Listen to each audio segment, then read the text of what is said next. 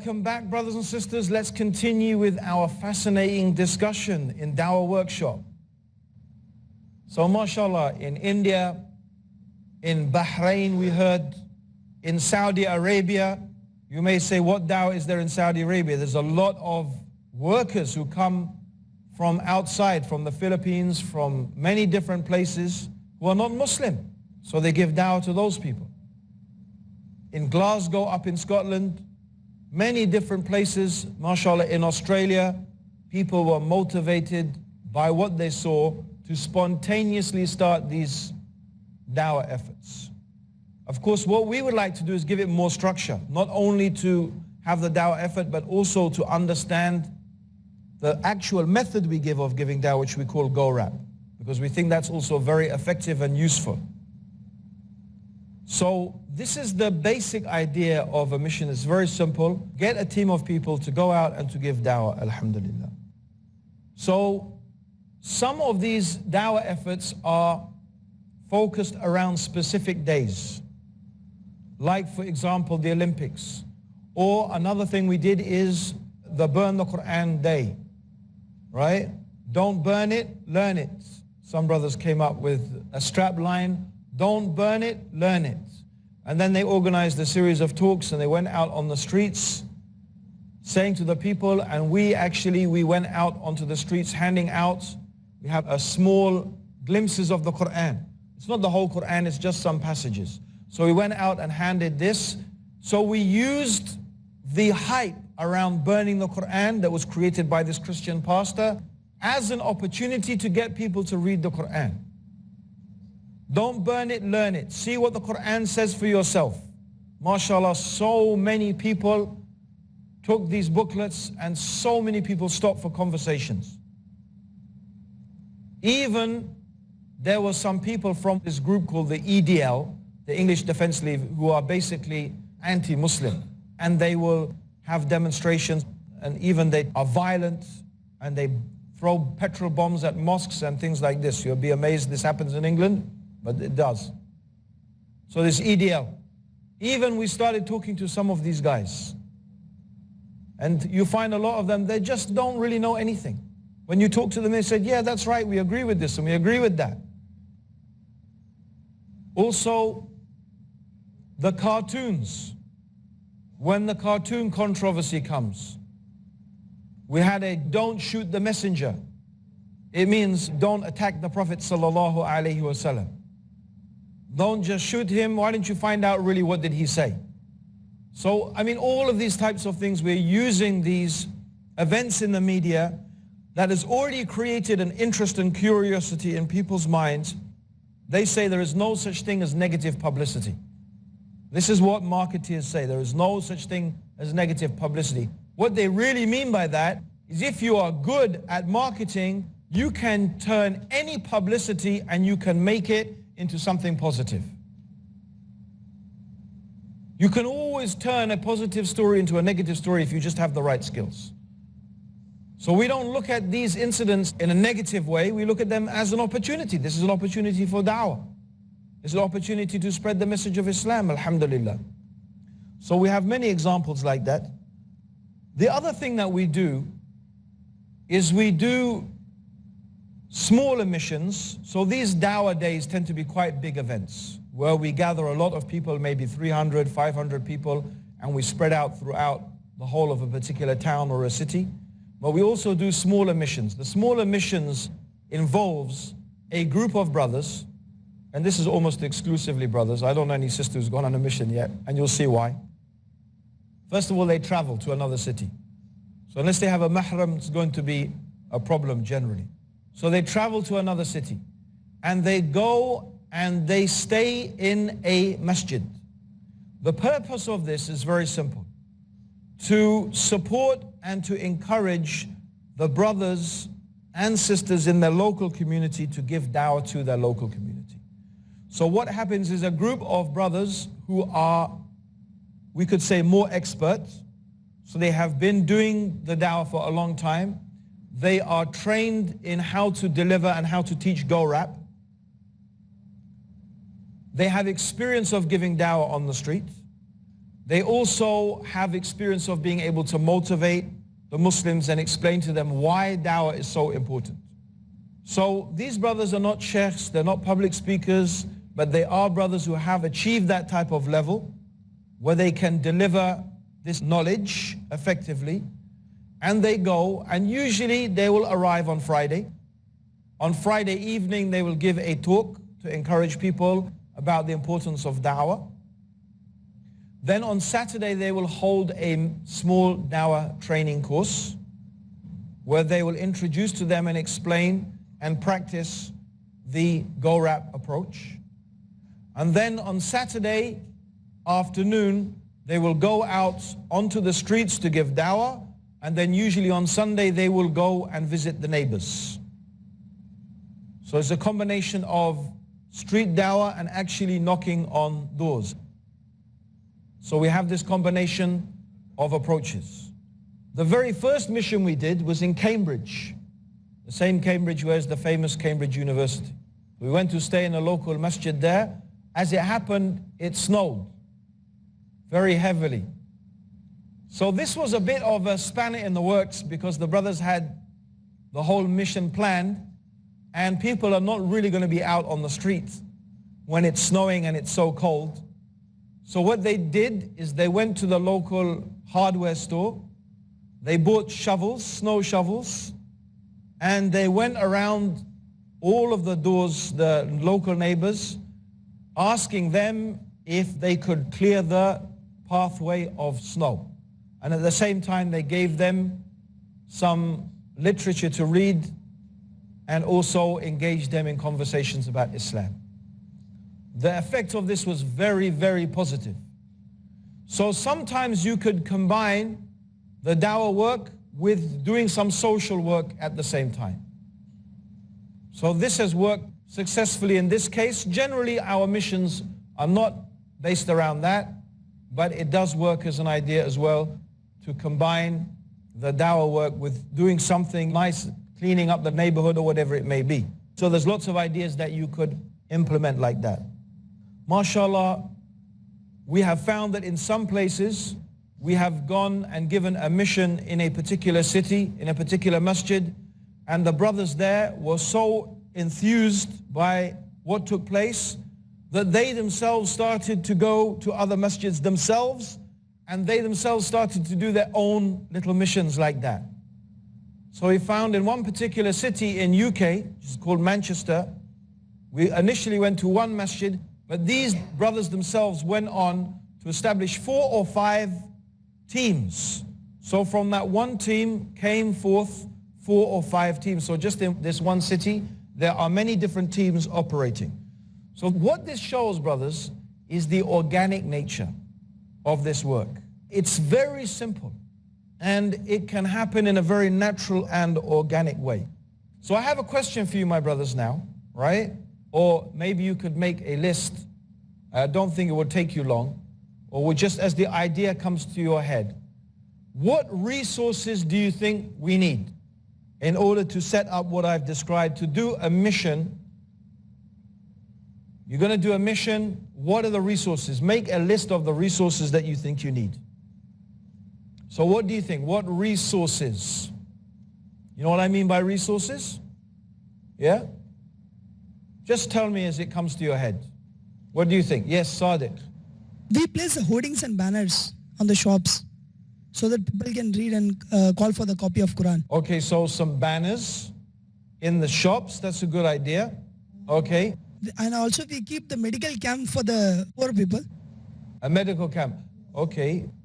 Okay. I'm just thinking, you want to start a mission. I'm not asking you for different types of missions here. No. A basic mission, what do you need? Yeah? I'm not asking for different ideas. I'm asking for, imagine you are now the Amir, right? You want to organize a mission. So you want to go to some part of Bombay. You want to go and give dawah there. What resources do you need? The main and first support is manpower. So you need some people. What else? What other resources? Yes, Ashar, what other resources do you need? We need some people. Yep. Trained people, and some copies of Quran. and some pamphlets and Islamic books. If you work for a school and you have to organize a school trip, what do you need to do? What resources do you need? Brothers and sisters, we're going to go for a short break. Don't go away. We'll be back very soon, inshallah. Welcome back, brothers and sisters, to our Dawah workshop. What else do you think you need to make a successful mission? Yes. Amir, what do you need? Alhamdulillah, I'm already running a mission. But I think as far as dawah is concerned, we need a good intention to have that I'm doing for the sake of Almighty Allah only. And we should have a strong team of da'is to work. And number 3, the copies of Holy Quran in different languages to distribute, and some basic literature about Prophet Muhammad sallallahu alaihi wasallam and about Akhirah or Tawheed. Okay. So you're going from one part of Bombay to the other. What are the logistics? You need to think about it. Think about organizing something, right? If you work for a school and you have to organize a school trip, what do you need to do? What resources do you need? Yeah, okay. So what else? What other things? Anyone else? Rahim. It should be well planned so that it can work out effectively. Like for example, each member should be given a particular task. Excellent. And that should be done effectively. Okay, this is very good. Excellent, well done. Okay, so actually in reality, the only thing you really need is people. You don't need an office, you don't need lots of money, you don't need lots of resources, you don't even actually need literature.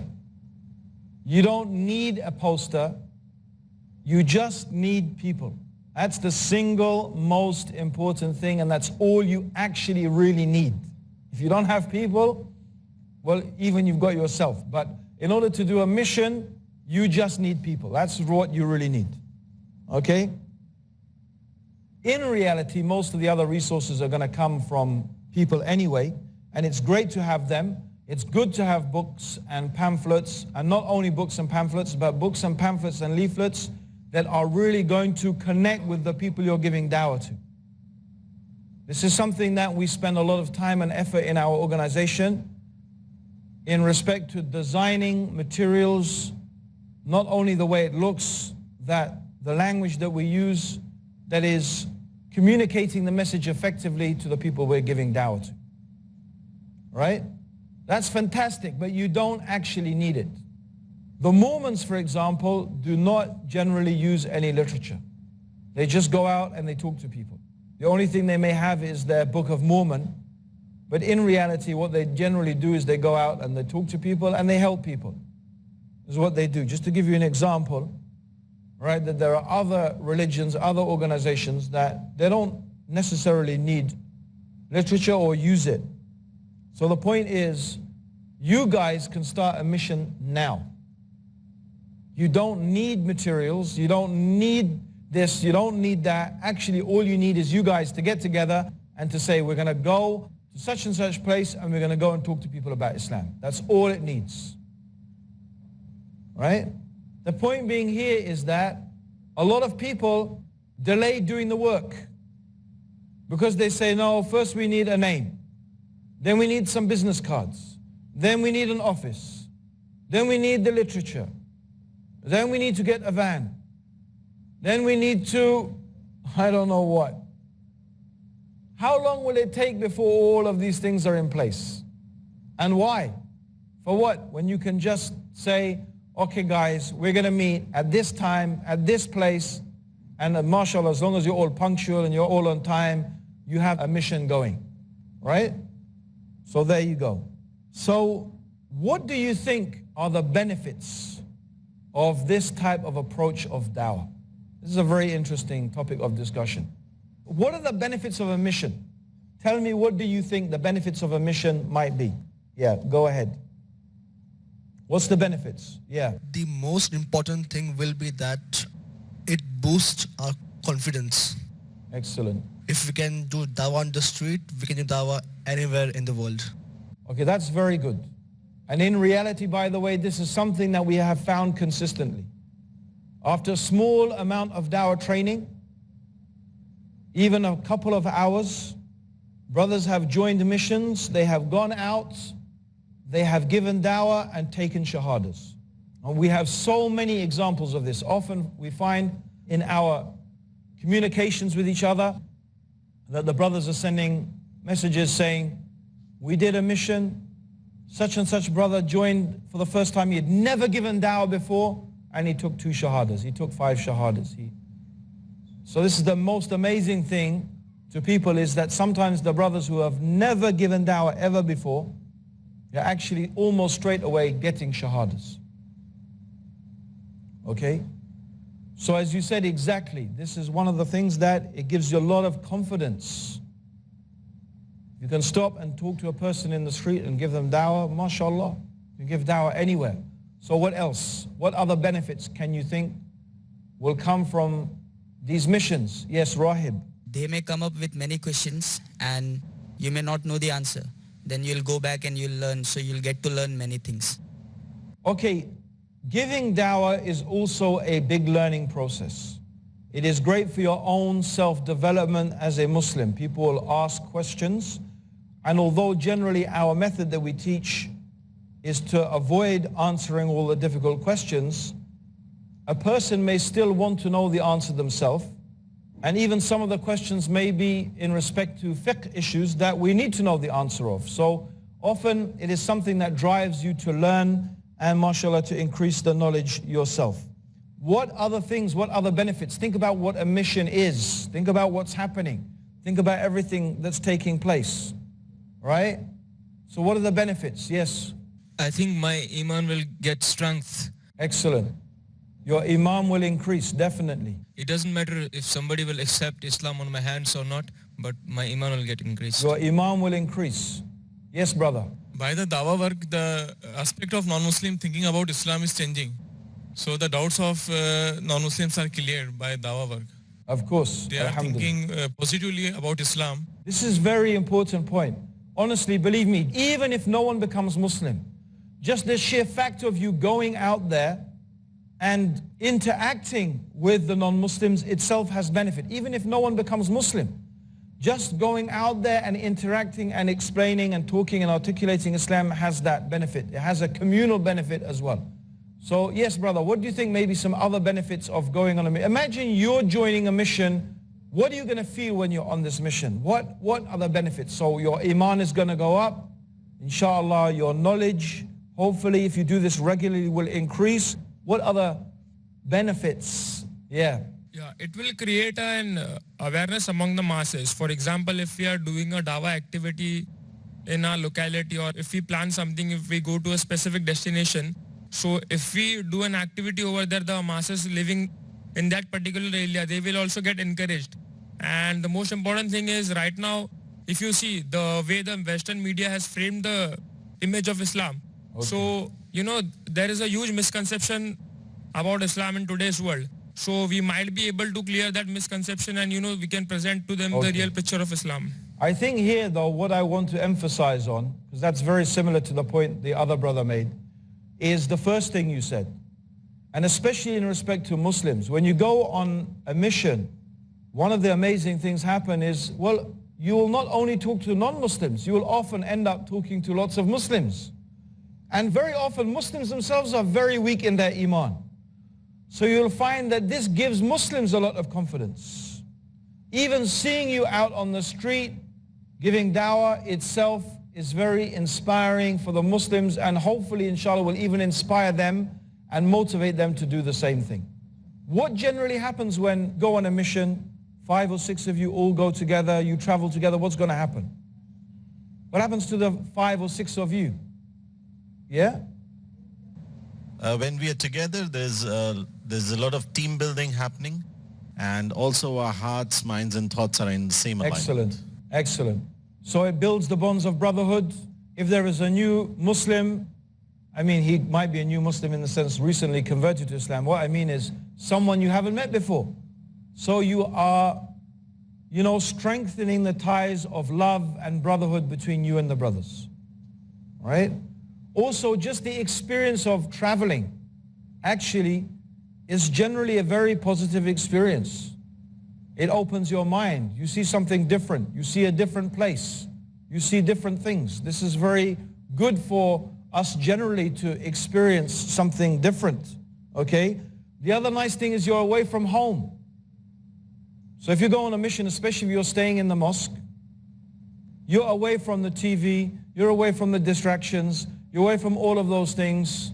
It's a very good chance for you to focus on your ibadah, to spend time in the masjid. It doesn't have to be in a masjid, but in reality you're spending time with other Muslims and you're spending very useful time doing something very useful and beneficial.